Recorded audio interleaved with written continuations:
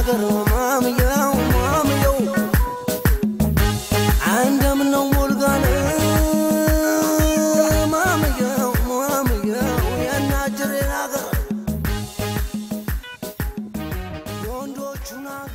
አሁን የምንገኘው በሰሜን ሸዋ ዞን በሞረትና ጅሩ ወረዳ በጁር ኮሲያምባ ቀበሌ በአርሶ አደር በአቶ በለጠ መሬት ላይ ነው። ያው እንግዲህ ዛሬ የምንሰራው ስራ ጤፍን በመስመር መዝራት ያለውን ቴክኖሎጂና ጥቅሙን ያው ዛሬ አቶ በለጠ ያሳዩናል።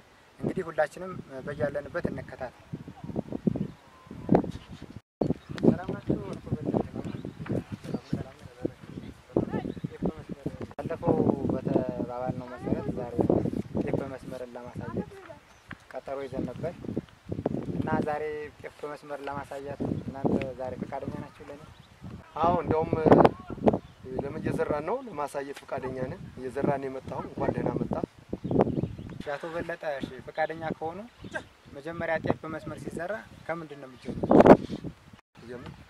አዎ በመጀመሪያ ጤፍ በመስመር ለመዝራት አሁን ይሄው 3-4 ጊዜ ገልግል እየተገለገለ ነው እየታረሰ ነው። 3-4 ጊዜ ታርሶ ይሄው እንደምታየው የኔ መሬት ጠርቷል። አሁን ልዘራው ነው የመጣው። በለጠ መሬቱን ያው ከ3 እስከ 4 ጊዜ ደጋግሞ እንዳርሱ ነግረውኛል። ለዚህ ጤፍ መስመር ሲዘሩ የሚያስፈልጉ ነገሮች ግብአቶች ትነግሩ ትላላችሁ? አዎ የሚያስፈልጉ ግብአቶች አሉ አሳይሃለሁ። አዎ የሚያስፈልጉ ግብአቶች አሉ አሳይሃለሁ።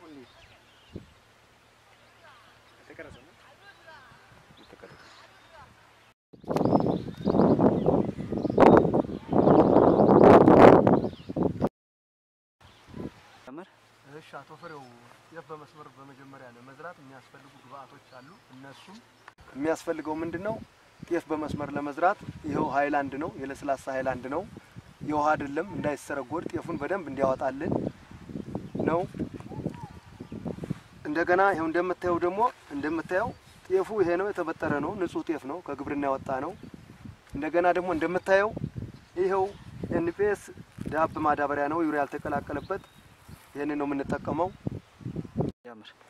እሺ አቶ በለጠ ለጤፍ በመስመር ለመዝራት ያው የሚያስፈልጉ ነገሮችን አንድ ባንድ አሳይተኛል። ያው ያንተ መሬት አንድ ገመድ ነው ብለኛል። እቺን አንድ ገመድ ደግሞ ለመዝራት ስንት ኪሎ ግራም ጤፍ ንጹህ ጤፍና ስንት ኪሎ ግራም ኤንፒኤስ ያስፈልጋል?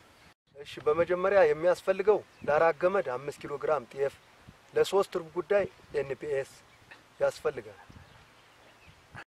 ነገር ግን እንደምታያት የኔ መሬት አንድ ገመድ ነች። 1.5 ኪሎ ግራም ጤፍ አዘጋጅቻለሁ። 68 ኪሎ ኤንፒኤስ አዘጋጅቻለሁ።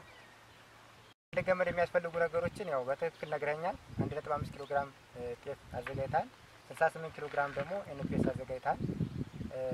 አሁን ጤፍ በመስመር እንዴት እንደሚዘራ የማዳበሪያውና የጤፉ አዘራር አቀማመጥ በትክክል ልታሳይ ትችላለህ? በመጀመሪያ ጤፍ በመስመር ለመዝራት ከከንፈር 20 ሳንቲም ርቀት አለው። ከዛ ቀጥሎ ማዳበሪያው ከውስጥ ይዘራል። ጤፉ ከላይ ከዛ ርቀት 3 ሳንቲም ርቀት አለው። እሺ አቶ ፍሬው በተግባር ስለማሳይ አዘራሩን ናንጂ ደረሰና ማዳበሪያ እንታ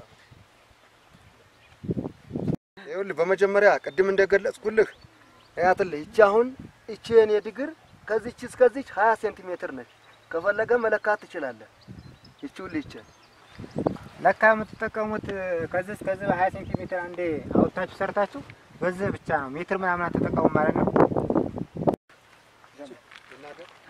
አዎ ይኸው መጀመሪያ ማዳበሪያ እየተዘራ ነው። ከፊት ከኋላ ጤፍ እየዘራሁ ነው። ይሄው ና ሳይያለሁ እንደዚህ ነው አዘራሩ። አዎ አዘራሩ ይኸውልህ እንደዚህ ነው። ልጅ ላለው ሰው እንደዚህ እየተዘራ ማዳበሪያና ጤፉ አይገናኝም። እንደዚህ ነው የሚዘራው።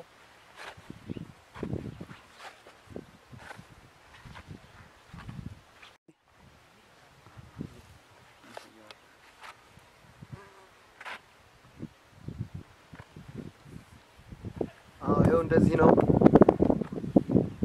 ማዳበሪያውና ጤፉ መገናኘት የለበትም። እንደዚህ ነው አዘራሩ። ልጅ ላለው ይኸውልህ ልጄን ይዤ እንደዚህ እየዘራሁ ነው።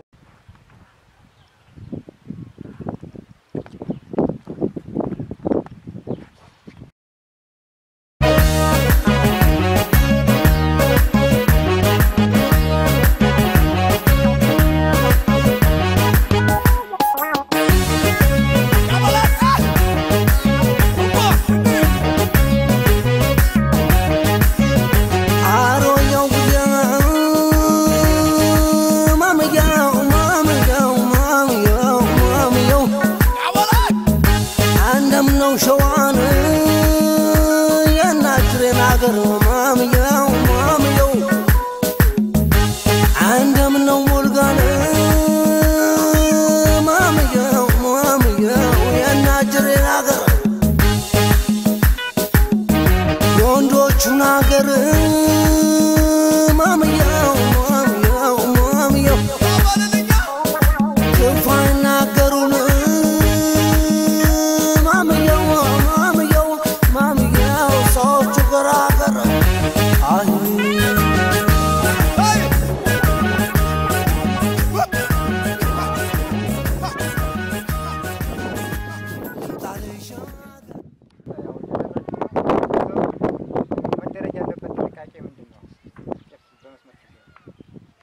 አንደኛ ጤፍ በመስመር ሲዘራ መደረግ ያለበት ጥንቃቄ በወልቅ አይዘራም።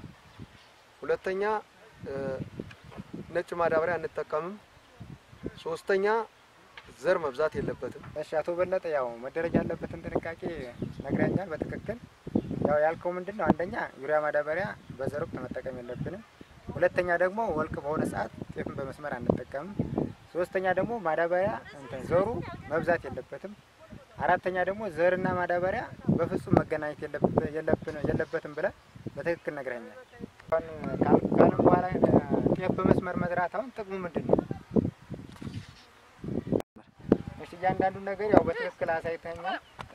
መዝራት ያለበት እንዴት በመስራት እንደሚዘራ ምን መደረግ እንዳለበት በትክክል አሳይተኛል። ነገር ግን አሁን ጤፍን በመስመር መዝራት ጥቅሙ ምንድነው? አሁን ላንተ ምን ይጠቅማል?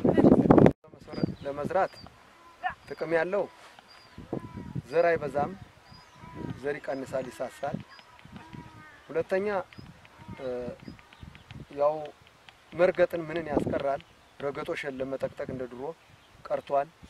ሶስተኛ ጥሩ ውጤት ጥቅም አለው፣ ይሰጠናል። ባልሽ